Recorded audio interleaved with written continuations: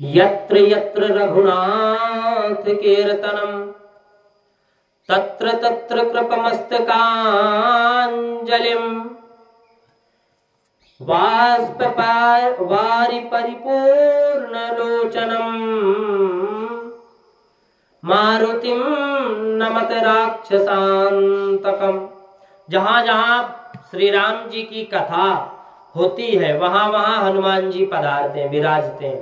परंतु पीछे कथा में कुंभकर्ण की पत्नी भी आती है। कुंभकर्ण युद्ध में मर गया और उसकी स्त्री विधवा हो गई, तो भगवान के पास आकर रोने लगी और कहती है कि आपने मेरे पति को क्यों मारा और अपने पति के बिना अब मुझे किसका सहारा है, मैं अब कैसे समय व्यतीत करूंगी। भगवान ने कहा कि तू नाटक चेतक देखने जाया कर। कुंभकर्ण की विधवा पत्नी ने कहा कि मैं वहां नहीं जाती, मैं पतिव्रता स्त्री हूं, तुमने मेरे पति को मारा है इसलिए मैंने तुम्हारे साथ वैर बढ़ाया, इसलिए जहां लोग तुम्हारी कथा करते होंगे वहां मैं जाऊंगी और वहां कथा में बैठा कोई भी बैठा होगा वहां अथवा हाथ में माला ली हुई हो तो तुरंत कुंभकर्ण की स्त्री निद्रा देवी आकर खड़ी हो जाती है। होती है कि नहीं। अब 2-4 रात्रि का जागरण हो तो भी नाटक, सिनेमा में नींद नहीं आती, 2-4 दिन की यात्रा हो, सोया ना हो व्यक्ति, और फिर यदि नाटक में चला जाए, सिनेमा में चला जाए, कथा हंसने के लिए नहीं ज्ञान के लिए होती है, तो वहां अगर सिनेमा में चला जाए वहां उसको नींद नहीं आएगी, कथा में बैठ जाए तो नींद आएगी। श्री राम कथा जहां होती है हनुमान जी महाराज वहां अवश्य पधारते। एकनाथ महाराज के चरित्र में एक सुंदर प्रसंग आता है। एकनाथ महाराज सुंदरकांड की कथा कह रहे थे। श्री सीता जी की खोज में समुद्र का उल्लंघन करके हनुमान जी लंका में आए। खोजते खोजते अशोक वन में गए। श्री सीता जी वहां हो, वही जहां सीता जी हो वही अशोक वन है। श्री सीता जी परा भक्ति का स्वरूप है, पराभक्ति का स्वरूप है। भक्ति जहां हो वहां शोक नहीं होता। एकनाथ महाराज ने कथा में कहा कि हनुमान जी जिस समय अशोक वन में आए उस समय वहां के वृक्षों और लताओं पर श्वेत पुष्प खिल रहे थे। श्री एकनाथ महाराज की कथा हो रही थी। हनुमान जी ने प्रकट होकर एकनाथ महाराज की इस बात का विरोध किया, खंडन किया। हनुमान जी ने कहा, हनुमान जी महाराज बोले कि महाराज तुम यह गलत कह रहे हो। मैंने उस समय अशोक वन में अपनी आंखों से प्रत्यक्ष फूल देखे और जो वो सफेद नहीं वो तो लाल थे। एकनाथ महाराज ने कहा मैं तो अपने राम जी को रिझाने के लिए कथा कह रहा था, मुझे जैसा दिखाई देता है वैसा ही वर्णन करता हूं। यह झगड़ा अंत में श्री रामचंद्र जी के पास गया। राम जी ने कहा तुम दोनों ठीक ही सत्य बोल रहे हो, फूल थे तो सफेद परंतु हनुमान जी के आंख उस समय क्रोध से लाल थी इसलिए उनको ये लाल दिखाई दे रहे थे। हनुमान जी महाराज सुनने आते हैं रामायण। जीवन में किसी भी संकट का प्रसंग आए तो हनुमान जी को तुम रामायण सुनाओ। शास्त्र में ऐसा लिखा है कि हनुमान जी को रामायण जो सुनाता है उसके लिए वो सभी ग्रह अनुकूल कर देते हैं। हनुमान जी महाराज छोटी छोटी दशाएं आए तो शनि महाराज कितनों को ही धक्का मारते हैं। शनि महाराज तो देव स्वरूप है, शनि महाराज की दृष्टि में कोई शत्रु नहीं है। कोई मित्र नहीं है। लोग कहते हैं कि शनि महाराज कुपित है। अरे शनि महाराज किसी से कुपित नहीं होते। शनि महाराज की तो किए हुए कर्मों का फल देते हैं। भगवान शनि महाराज तो न्याय के देवता है। मनुष्य को उसके पाप की सजा देते हैं। तुम हनुमान जी के रामायण सुनाओगे तो शनि महाराज राजी होंगे।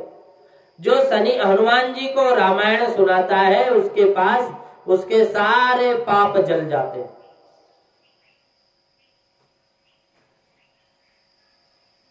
सारे पाप जल जाते हैं।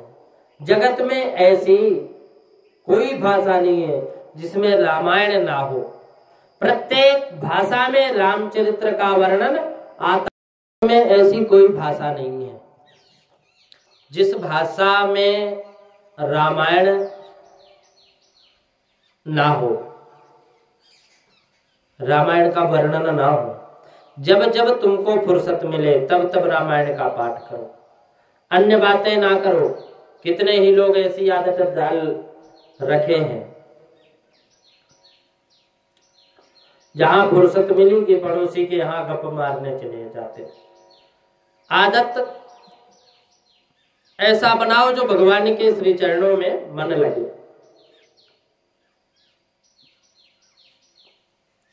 हनुमान जी के प्रसन्नता का एक ही सबसे बड़ा बीज मंत्र है राम नाम का जप।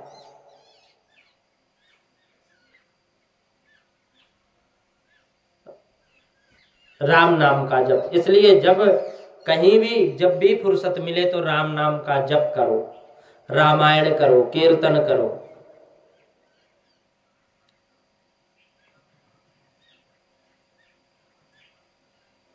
पड़ोसी कहता मैं तुम्हारे घर आया, तो आए हो तो बहुत अच्छा किया, परंतु मैं पीछे मन वह बोलता है कि तुम्हारा तो बिगड़ा हुआ है और मेरा और बिगाड़ने चले आए। बिना कारण किसी के घर नहीं जाना चाहिए। बिना किसी काम के किसी के घर ज्यादा बैठना नहीं चाहिए। यह ठीक नहीं है। व्यर्थ बैठना नहीं है, ज्यादा बोलना नहीं है, श्रृंगार का चित्र देखना नहीं है, श्रृंगार की बात सुननी नहीं है, श्रृंगार की पुस्तक पढ़ना नहीं। जब तक फुर्सत मिले, जरा सा भी फुर्सत मिले, तभी हनुमान जी को रामायण सुनाओ। तुम्हारा पाप जलेगा, बुद्धि शुद्ध होगी, तुम्हारे घर में झगड़ा नहीं होगा, मिटेगा। श्री राम कथा अति दिव्य है और अति दिव्य कथा है श्री राम कथा।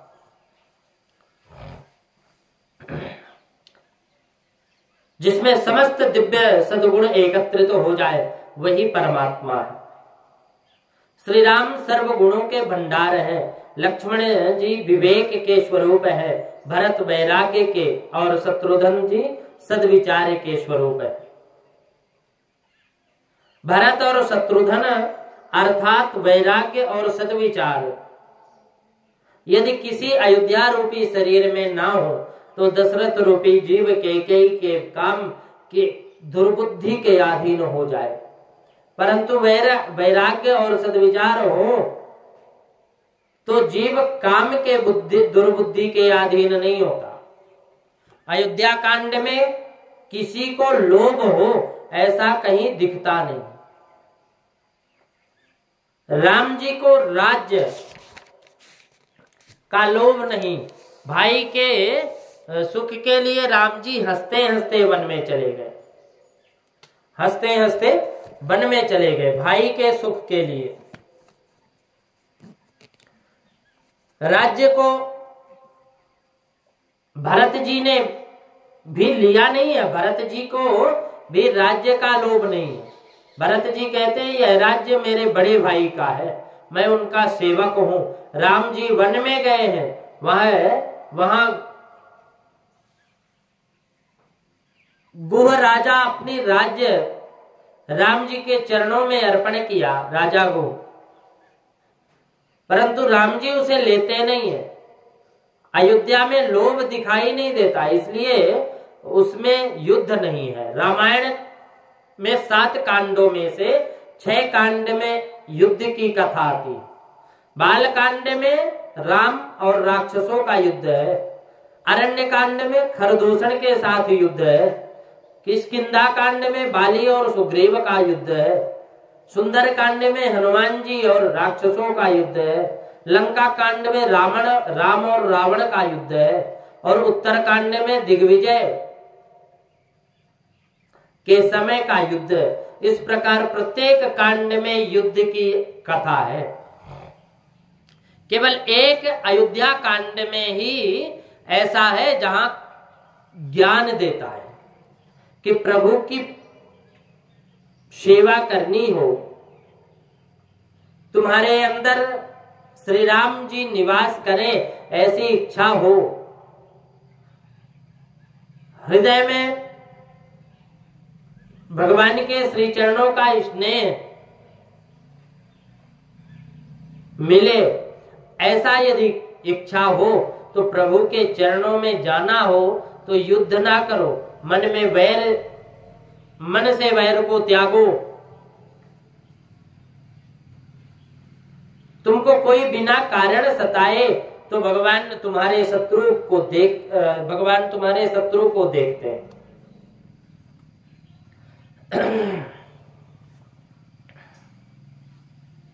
भगवान अंधे नहीं है,